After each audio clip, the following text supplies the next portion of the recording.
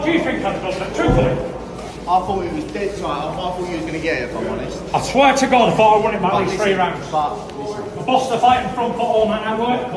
Sustain it, he's got to keep going. Good left hand there from Usyk. Usyk let both his hands go, body and head. What a round. Close as well, they both won this last round. Victory when the bell goes. Fury looking to try and aim that uppercut. Usyk with a 1-2, the left hand, I think. Was it a good fight? Yeah. Was it an AI judge? Yeah. Did Daniel Dubois forget he's fighting Joseph Parker? Yeah. Let's talk about that. Let's unwrap this fight real quick. Wow. Yeah, it was an interesting fight. But first, if you're new here, thank you for stopping in and joining the show. And if you're an old subscriber, thank you again for supporting. Please like and share. It helps out the channel greatly. But let's unwrap this fight real quick. First of all, AI judge. And the decision. First of all, listen, this was the fastest decision I've ever seen in my life. It was like the fight was over. It took a minute or so to get t-shirts put on or whatever. They walked to the middle of the ring, and it was like, all judges have it. It was the quickest Michael Buffer ever announced a winner of a fight, 116-112.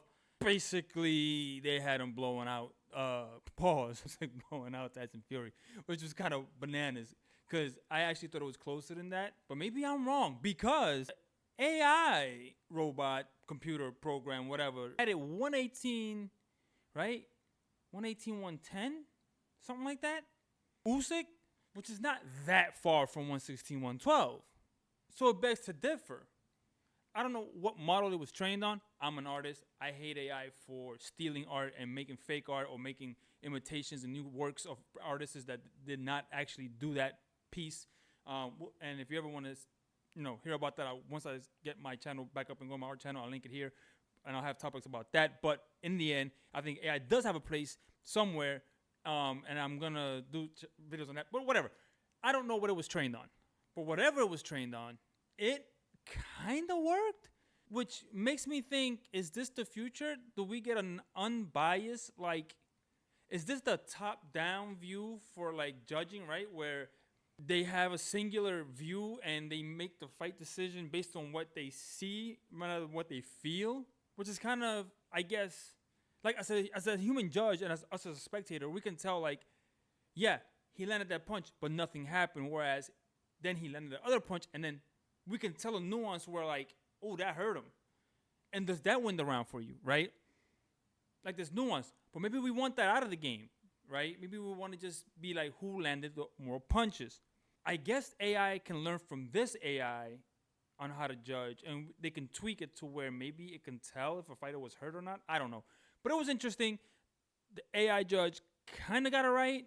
Maybe on a wider landslide, but got it right.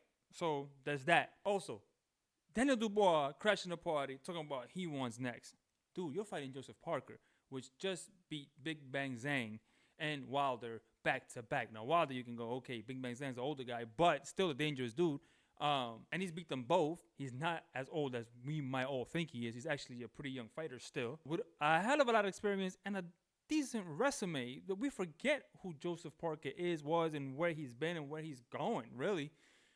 So Dubois asking for a fight is kind of dude, first let's get through Joseph Parker, and then let's talk about Usyk. But I kind of get it. Also, Usyk was Mr. Excellency, where are you? Where are you, Excellency? Make fight. I want fight. Make fight. I make fight now. Fight? We fight. I don't care. We fight. Listen, Usyk doesn't give a damn. He'll fight anybody, anywhere, anytime, any place. I'm convinced. I wanted Tyson Fury to win. I must confess, because I did want a trilogy. Because those are always, so far few and far in between when they're great. I thought this fight was really good.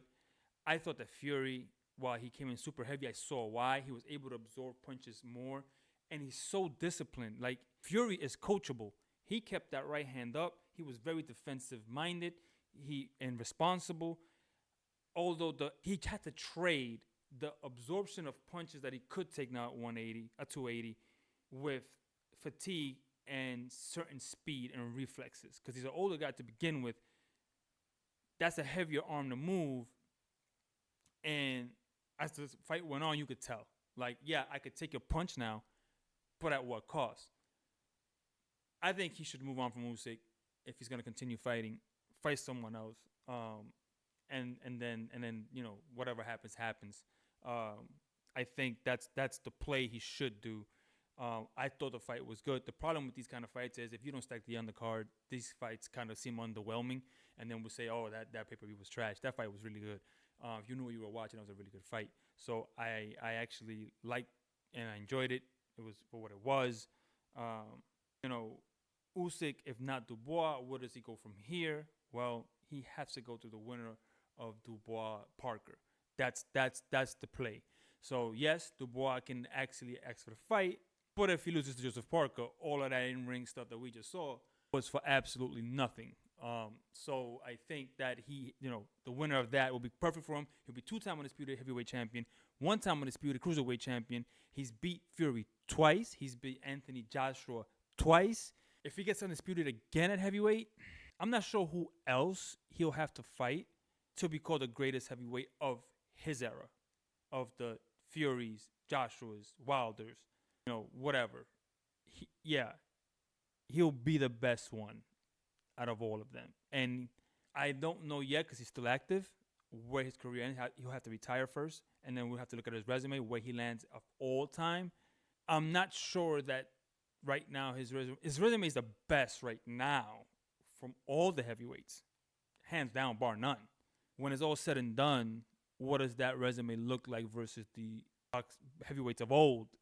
Different story. I have a feeling he's not top 10, maybe. I have a feeling. But in any event, let's not rain on this parade. That is the conversation for another year. But right now, I'd make fight now, Turkey.